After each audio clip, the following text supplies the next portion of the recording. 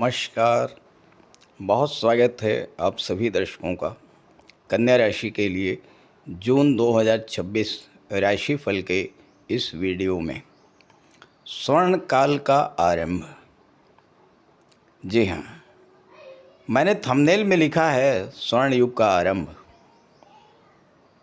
क्योंकि जून 2026 में ग्रहों का गोचर कुछ ऐसा है जो आपके जीवन में एक सुखद परिवर्तन लेकर आने वाला है। सबसे महत्वपूर्ण गोचर जो है वो है देवगुरु बृहस्पति का, जो 2 जून से अपनी उच्च की राशि में गोचर करेंगे। दूसरा महत्वपूर्ण गोचर शनिदेव का है।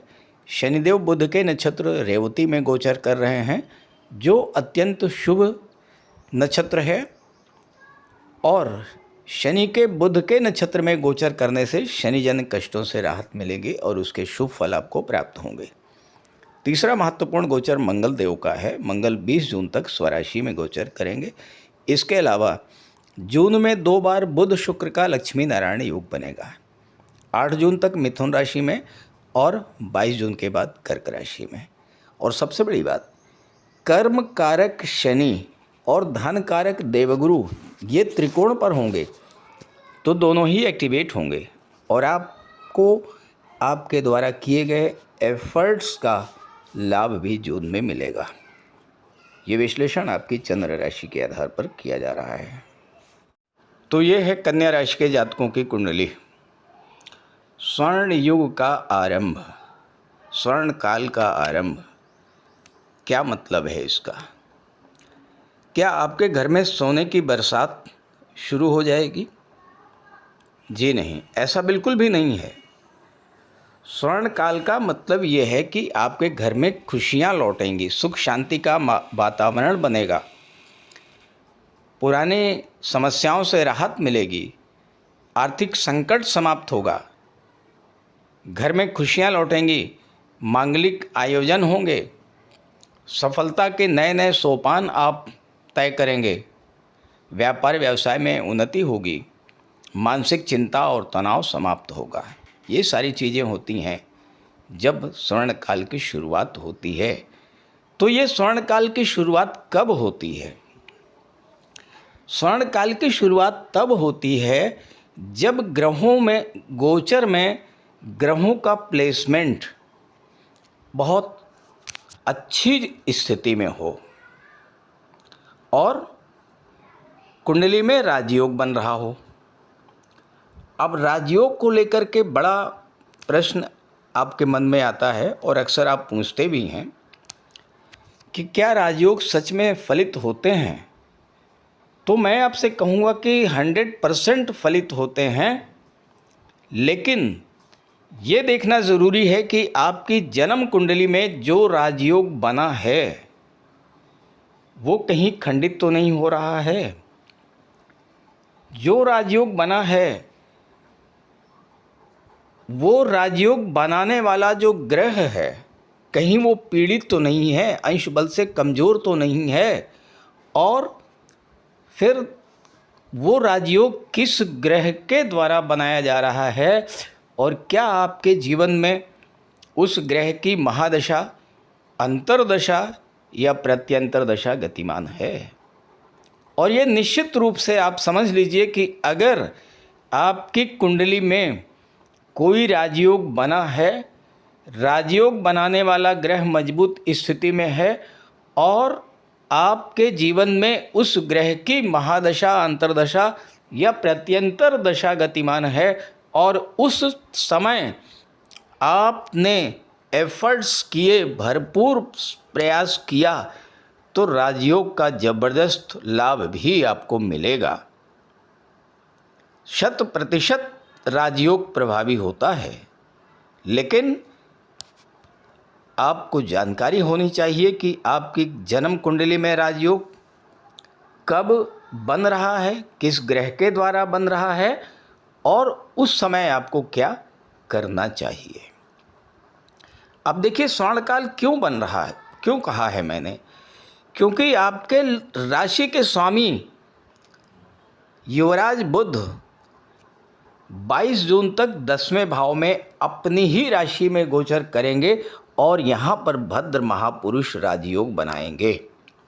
अब भद्र महापुरुष राजयोग क्या होता है? ये वो राजयोग होता है जिसके बारे में कहा गया है कि अगर जन्म कुंडली में बन जाए तो ऐसा जातक रत्नों को तराजू से तौल करके रखता है, यानी धन कुबेर होता है। अब ये तो थोड़े ही समय 22 जून तक ही बनेगा, तो कैसे इसका लाभ मिलेगा? इसका लाभ ऐसे मिलेगा कि बुध क्या हैं?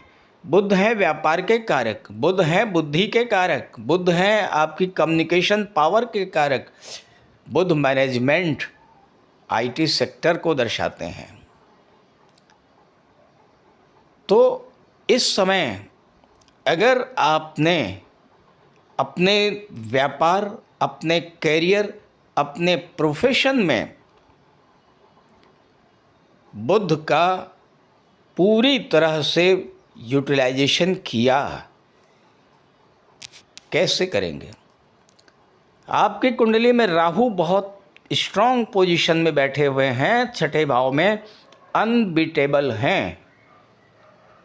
छठे भाव के राहु के सामने कोई टिक नहीं सकता और गोचर में राहु की दृष्टि बुध पर पड़ रही है। अब मैं आपको तरीका बता रहा हूं कि कैसे इस गोचर का लाभ आप ले पाएंगे। राहु और बुध दोनों आईटी सेक्टर को रिप्रेजेंट करते हैं। पहली चीज, अपने व्यापार व्यवसाय, अपने नौकरी में कुछ परिवर्तन कीजिए, कुछ नए चीज़ों को ऐड करिए, अपने प्रोडक्ट का भरपूर इसमें ब्रांडिंग कीजिए। और राहु विदेश के कारक हैं, विदेशों तक उसका प्रचार प्रसार कीजिए। विदेश का मतलब अपनी मातृभूमि से दूर किसी दूसरे स्टेट तक, किसी दूसरे शहर तक अपने प्रोडक्ट का प्रचार कीजिए, ब्रांडिंग कीजिए। राहु पॉम्प एंड शो को दिखाते हैं, यानी जितना ज़्यादा आप शो ऑफ करेंगे अपने बिजनेस को लेकर के, उतना ही ज़्यादा आप उससे लाभ उठा पाएंगे। और इसमें सपोर्ट करने के लिए आपकी कुंडली में शनिदेव दिग्बली होकर के बैठे हैं 7वें भाव में। बिजनेसमैन के लिए जून का महीना उनके जीवन में एक बहुत बड़ा क्रांतिकारी परिवर्तन लेकर के आ रहा है, क्योंकि शनि दिग्बली हैं, सप्तम में बैठे हैं, बुध के नक्षत्र में हैं। ध्यान दीजिएगा, बुध के नक्षत्र में हैं और राहु बुध का नवम पंचम का योग बन रहा है। बुध 22 जून को जब एकादश में चले जाएंगे तो शनि बुध का नवम पंचम का योग बनेगा। तो बिजनेसमैन के लिए, मैनेजमेंट से जुड़े हुए जातकों के लिए, बैंकिंग सेक्टर और फाइनेंस से जुड़े हुए जातकों के लिए ज़बरदस्त लाभ की स्थिति लेकर के आ रहा है। बस आपको अपने माइंडसेट को इस तरह से बना लेना है कि अपनी बुद्धि का, अपने नॉलेज का, अपने स्किल का, अपने कौशल का ज़्यादा से ज़्यादा इम्प्लीमेंटेशन इस समय कर पाएँ। और एक अच्छी बात यह है कि इस समय आप जो भी निर्णय लेंगे वो सही होंगे, उसमें आपको सफलता मिलेगी। क्यों मिलेगी? क्योंकि सूर्यदेव बुध के साथ आ जाएंगे। 15 जून को बुध सूर्य का बुधादित्य राजयोग बन जाएगा। भले ही एक हफ्ते के लिए बने, लेकिन यहाँ क्या होगा, आपके कॉन्फिडेंस लेवल को बूस्टअप कर देंगे सूर्य। और सूर्य तो गवर्नमेंट को दर्शाते हैं, तो गवर्नमेंट से जुड़े हुए जो कार्य हैं वो आपके बनना शुरू हो जाएंगे।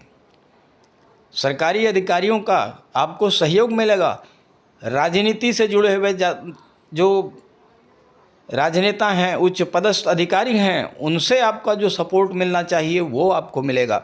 आपके व्यापार व्यवसाय में लंबे समय से चली आ रही जो समस्याएं चल रही थीं, उन समस्याओं को समाप्त करेंगे शनि, बुध और राहु। राहु एक ऐसे प्लेनेट हैं जो कि लीक से हट करके चलना चाहते हैं।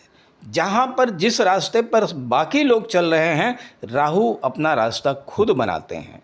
और आपकी कुंडली में राहु धन भाव को भी देख रहे हैं, विदेश को भी देख रहे हैं और 10th को भी देख रहे हैं।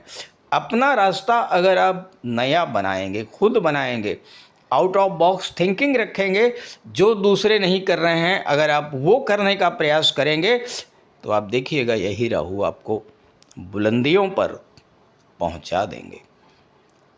आपकी कुंडली में चतुर्थ के स्वामी गुरु हैं और गुरु 2 जून को अपनी उच्च की राशि में लाभ के भाव में बैठेंगे। 11वां भाव क्या है? 11वां भाव इनकम को तो दर्शाता ही है। 11वां भाव आपकी इच्छा पूर्ति को दर्शाता है, आपके डिज़ायर्स को शो करता है। और 8 जून को यहाँ पर शुक्र आ जाएंगे। शुक्र भी आपकी इच्छाओं को दर्शाते हैं। गुरु, शुक्र, बुध ये तीनों एक्टिवेट होंगे 11वें भाव में, तो आपकी इच्छाओं की पूर्ति करेंगे। चतुर्थ भाव से संबंधित, द्वितीय भाव से संबंधित, 10वें भाव से संबंधित और 9वें भाव से संबंधित इच्छाओं की पूर्ति होगी। एक एक समझ लेते हैं। 9वें भाव से संबंधित इच्छा क्या है?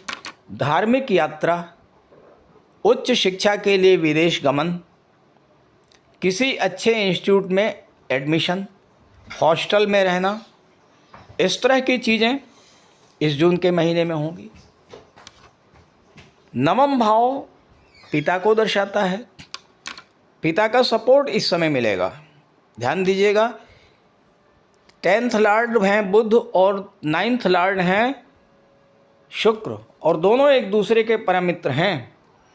अगर आप अपने पिता के साथ जुड़ करके कोई व्यापार व्यवसाय शुरू करना चाहते हैं, आप अपने पिता के व्यवसाय में शामिल होना चाहते हैं, अपने पिता के साथ मिलकर के व्यवसाय, जो आपका पारंपरिक व्यवसाय चल रहा था उसको कुछ नया मोड़ दे करके आगे बढ़ाना चाहते हैं, तो यहाँ पर आपको सूर्य और बुध दोनों सपोर्ट करेंगे और शुक्र का तो बहुत बड़ा सपोर्ट आपको मिलेगा ही।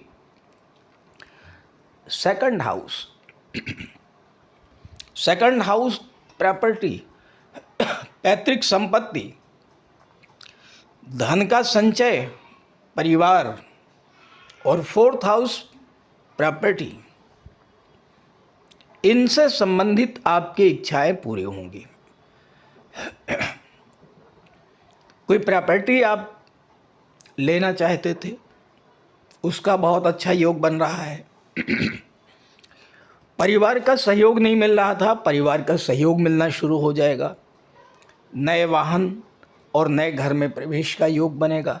घर का डेकोरेशन कर सकते हैं, घर में सुख सुविधा के साधन बढ़ सकते हैं। तो इस तरह के कार्य आपके जीवन में होने जा रहे हैं। अब प्रश्न ये है कि कन्या राशि के 1-2 नहीं करोड़ों जातक हैं, तो क्या सबको एक जैसा फल मिलेगा? ऐसा बिल्कुल संभव नहीं है, क्योंकि हर जातक की कुंडली में ग्रहों का गोचर अलग अलग है। अगर आप जानना चाहते हैं कि आपकी कुंडली में ग्रहों की क्या स्थिति है और कैसे उन ग्रहों से आप ज़्यादा से ज़्यादा लाभ ले सकते हैं, तो इसी वीडियो के डिस्क्रिप्शन बॉक्स में मैंने अपना व्हाट्सएप नंबर दे दिया है। आप वहां पर संपर्क कर सकते हैं और स्क्रीन पर भी मैं अपना नंबर दे रहा हूं 9058144128। अब इस गोचर का अगर आप ज़्यादा से ज़्यादा लाभ लेना चाहते हैं तो आप शुक्र और बुध और सूर्य को एक्टिवेट कर लीजिएगा। भगवान श्री गणेश की आराधना कीजिएगा, सूर्यदेव को जल अर्पित कीजिएगा, माता लक्ष्मी की आराधना कीजिएगा और विष्णु सहस्त्र नाम का पाठ करते रहिएगा। मंगल के बारे में मैंने चर्चा नहीं की, मंगल अष्टम भाव में बैठे हुए हैं और यहाँ पर मैं आपसे सिर्फ इतना कहूँगा कि स्वास्थ्य का ध्यान रखिएगा और वाहन चलाते समय विशेष सावधानी बरतिएगा। और अगर आपकी जन्म कुंडली में मंगल कहीं से कहीं खराब हैं तो हनुमान चालीसा का पाठ निरंतर करते रहिएगा, इससे आपको बड़ा लाभ मिलेगा। नमस्कार।